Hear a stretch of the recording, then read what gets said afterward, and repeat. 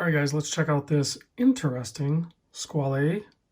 This is labeled the T-183, and this is the blue variant. There is a red variant. There may be more, but I certainly know there's a blue and a red.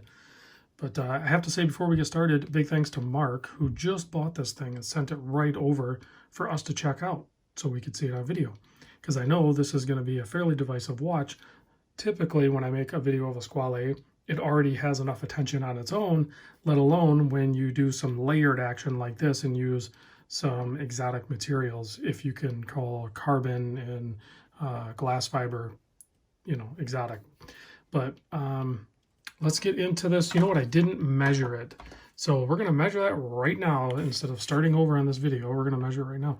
So the bezel actually protrudes past the case a little bit, and the bezel is 41.5 approximately. But the case itself is only, it's only like 40 millimeter. And then the lug to lug is about 49.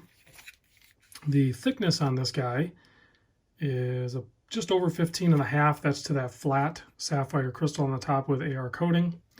And then the lug width is 20. So, and then crown size, sometimes I include that, sometimes I don't, is about 6 millimeter on the crown. So now that we have the measurements out of the way, let's talk about some of the cool stuff with the watch. One, it's a limited edition. This happens to be number 94 of 150.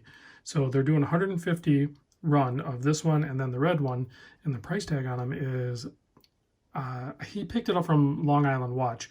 I looked over on their website. I'll put a link to it in the description. Is $1,250. What you get for that is obviously what you see here, but what you don't see is a elaborate grade Sellita SW200 movement. So, it's a little bit more refined, a little bit more accurate. I don't think Squale is regulating it, but typically when you order those higher end movements directly from the manufacturer, they do have some regulation done to them. Now, on the description of this thing, everything I looked at, they talk about the materials. Obviously, the black layer is carbon, and the blue layer is like glass fiber, so some sort of fiberglass, basically. And then they layer it up, and then they mill it out. So milling that is probably not very difficult on the tooling. So I can't imagine that that part of the production is very difficult on the tooling side of things. But, building the layers, maybe that's time consuming. I don't know. And then getting all of the other components, getting everything so precise that you can put the other components on it and in it, because the rest of them are going to be sourced from the regular 1521, like the bezel and everything like that. The only difference is they're DLC coated. So the bezel and the crown are all DLC, as is the case back. So as long as you can manufacture it so that all those fit, then pretty much you're good to go, right? But one thing I thought was kind of weird is they use lightweight materials and then they integrate some other heavier materials, and then they kind of talk about its lightweight nature. Now, granted, I did weigh this with this heavy-duty ballistic strap, and then I weighed this 1521 with its leather strap, but this guy weighs in at 104 grams. The stainless steel one, 101.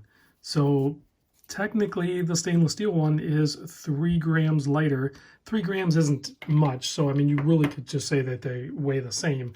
In hand, you can kind of feel it, but I don't know if it's just because I actually know or what. But don't get this one thinking it's going to be lightweight. It's going to weigh essentially exactly the same as the stainless steel model, which can be, good or bad. Some people like a watch with a little bit of heft, some people don't. 120 click bezel, and the bezel on this is crazy tight. But it has very good coin edging on this, so you can turn it whether on wrist or just holding it like this. And then you can see on the bezel insert, which is a matte ceramic, you have a very proud white, that BGW9, that's why it's white, triangle up there, so you're going to be able to get your orientation on your timing bezel. The rest of the loom, I believe, is also BGW9, but it's blue. So I don't know how they do that. They just put some sort of pigment in it. And if you look at it, maybe it's just me, but these lower indices here seem like they're a little bit lighter blue, but it might just be the way the light's I think it's the way the light is reflecting on those indices, because you can see they're applied indices and then they're brushed or coated or something. I'm not sure what's going on there, but it's all like gunmetal, I guess, basically. It's not really black. It's like some sort of gunmetal on the hands and the Indices surrounds. But a very subdued, clean-looking watch, other than the, case being pretty wild in its construction. But it's very well machined. It's very smooth. There's no sharp edges as far as, when you transition from the layers. So it's pretty wild that they were able to construct it this way. I'm kind of digging it, versus just a stainless steel watch every time you see one. If you look at them next to each other, typically when you get the 1521, you have like this one's red, this one's just beautiful, right? But you have a lot of those blue dial ones, and then you have the pop of orange for the minute hand and everything like that. So typically that's what I think of with Squale, especially with a full polished case like this. It's absent. It doesn't have the Squale on the side of the case, so I know some people will be happy about that. I'm indifferent on it. I don't really care. And you can see the case is machined differently. It is a different case overall, even though when I pick it up and I handle it, you think 1521, but when you see them side by side like this, it's machined differently. So for whatever reason, maybe they can't cut this case, or more likely what they probably could cut the case, but then you really shortchange yourself on seeing that slab side of the layers. So let's pop this thing on wrist real quick. I think I covered pretty much everything on it. Let's get this thing on wrist and see what it looks like.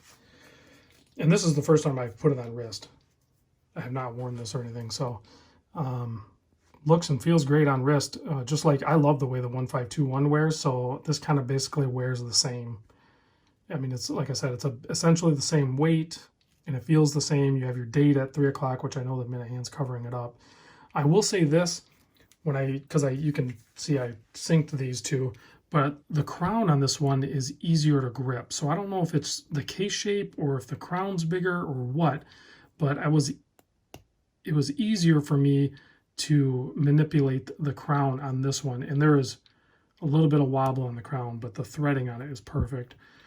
Versus the stainless steel one, I actually kind of struggled with. This one, it was pretty easy. And there you go, right there. You can kind of see it, because the 1521 is actually sunken into the case a little bit, whereas this one's, just a little bit further out. It's not submerged into the case. That's why it was easier to use. So let me kill the light so you guys can check the lume, and then I'm going to close this video out. So there you have it. BGW9 looks great. Here it is compared to like some C3 lume on the 1521. So, I mean, with the black and the blue, I mean, you pretty much had to go with BGW9. So I think that's a wise design choice for sure. It's not, BGW9 typically isn't as bright as C3, but, it has that nice cool blue, and you already have the blue and black, so you kind of had to. I think that was a perfect design decision. So, all right, guys, thanks for watching. I'll catch you on the next vid.